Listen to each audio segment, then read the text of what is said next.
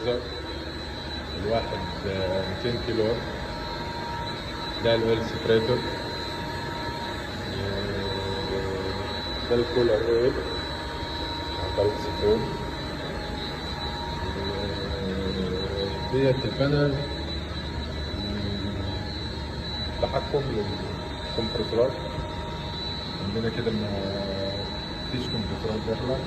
عندنا السيستم دوت شغال على باور كويل دوت مؤشر المراوح، دوت اللو بريشر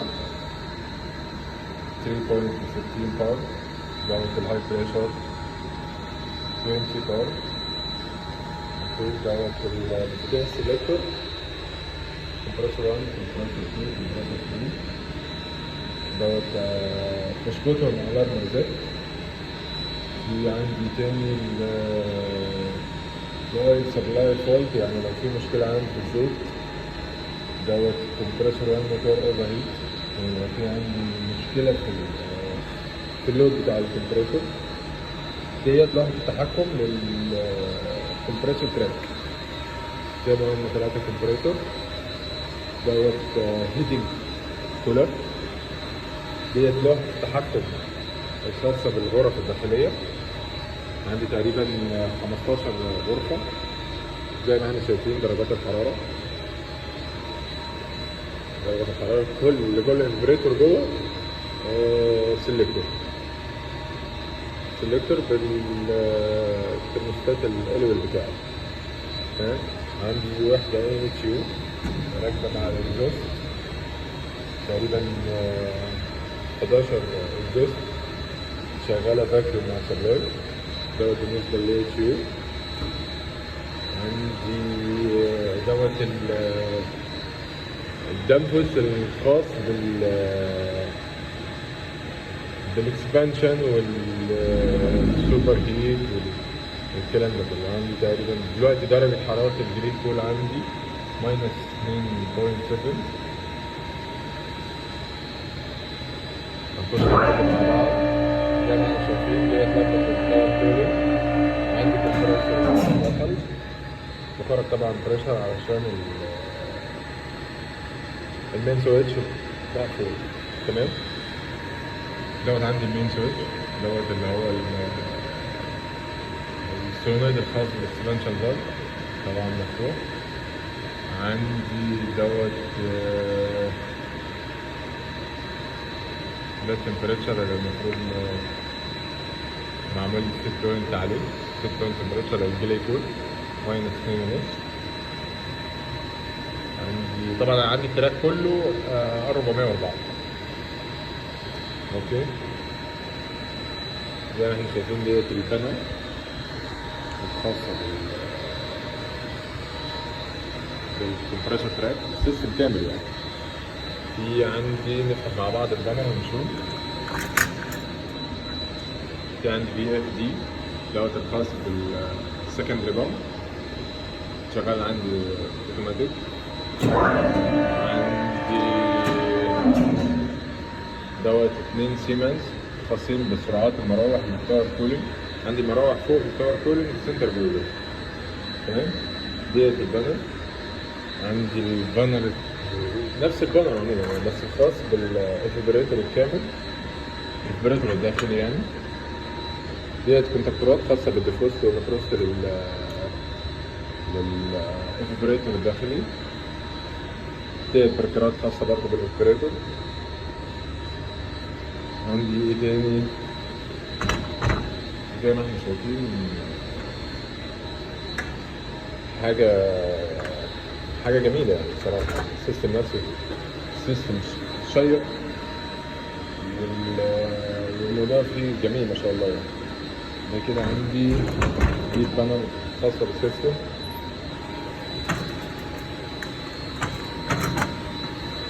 زي ما احنا شايفين ده التراك كومبريسور تراك، ده السبريتور،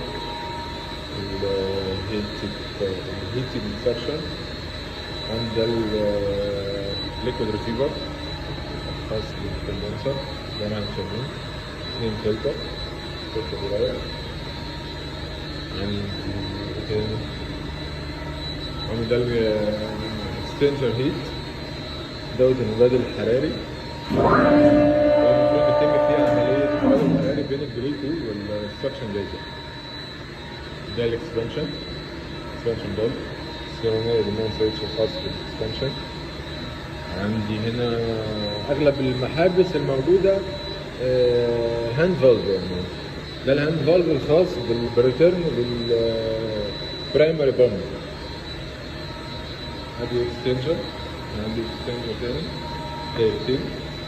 عندي في ترومبات ديت السكندري بامب، ديت الترومبات الثانوية اللي هي تسحب الجليد كول من التانك وبتدخله جوه على الانفريتور وعلى البرودكت لاين. اوكي تمام.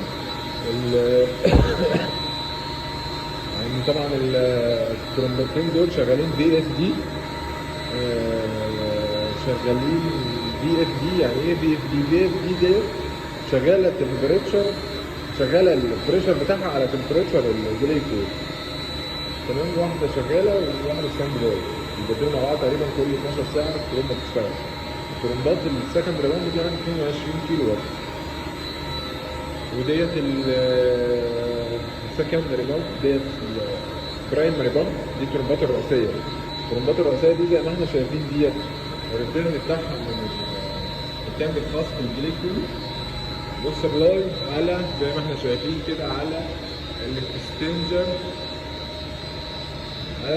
هيت.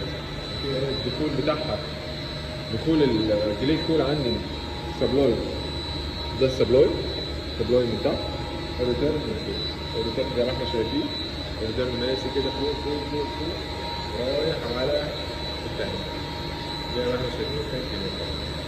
طبعا برضه الفالف عندي هاند فالف، ودوت السكندري بامب زي ما احنا شايفين برضه دوت الريتيرن بتاع السكندري بامب، والسبلاي زي ما احنا شايفين من فوق. بتسحب من التانك وبتروح سبلاي على البرودكت. تمام. عندي هنا ايه كمان؟ دي الكاميرا الخاصة بالترومبات السكندري ديت الترومبات البرايمري، دي الواحدة الخاصة بالبرايمري دي شغالة برضه، واحدة ستاند باي وواحدة اوبريشن. هنطلع دلوقتي مع بعض نشوف التانك ونفتح التانك ونتفرج مع بعض على الجليد كول. ده تانك الجليد كول. الجليد كول تقريبا سعته 7000 لتر. نشوف الجليد كول جوه عامل ازاي والموضوع ماشي ازاي. عندي طبعا على كل خط سبلاي عندي جيتش يعرفني الضغط بالنسبه للترومبات. عندي ديت الترومبات السكندري السبلاي بتاعها زي ما احنا قلنا طالع من فوق، الجيتش بتاعنا اهو. تمام.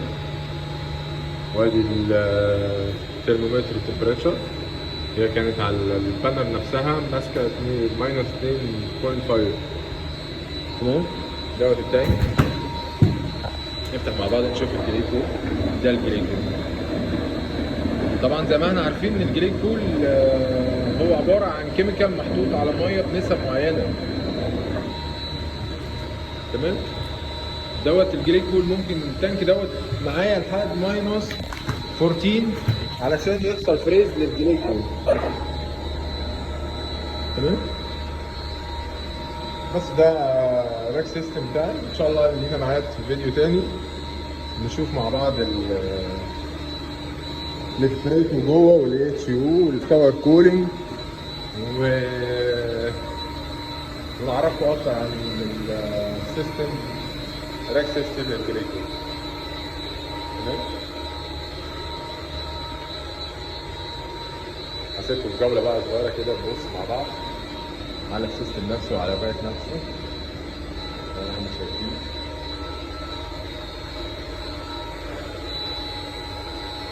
نستنينا فيديوهات تانية نشرح لكم الاوبريتور من جوه ونتفرج عليه مع بعض. سلام.